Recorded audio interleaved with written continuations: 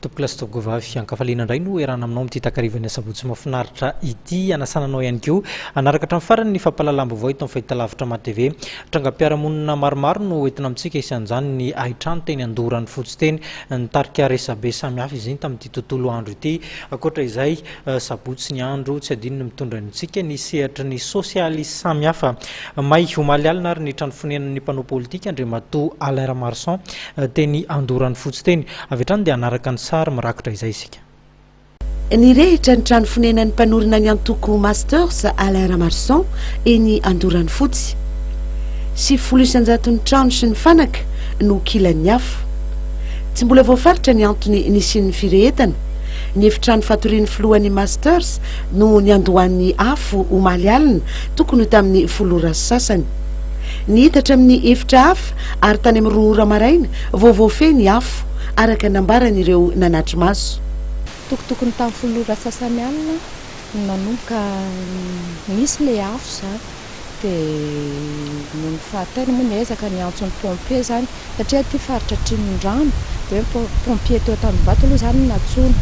dia nefa zany hoe tsy manana fitaovana ny pompier any Tanjombato dia nisy moa mpiray vodorindrina teto niezaka ny antson'ny pompier avy tany Antananarivo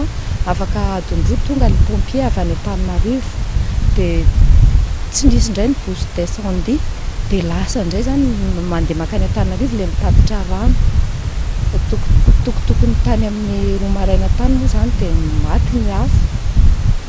Ny mponina Andorany fotsy zany dia tena nandray andraikitra tamin'ny fanampiana maro ary ny latsa-dranomasina hitan'ny zava-seho dia mbola averina eto fisaorana ny fokony olona teto Andorany fotsy izay nanotrona sy nanampy ny zavatra-drehetra. Hatreto aloha zany dia tena tsy fantatra mihitsy satria ny tao amin'ny toerana ny andohan'ny afo dia trano sady tsy misy prise tsy misy télé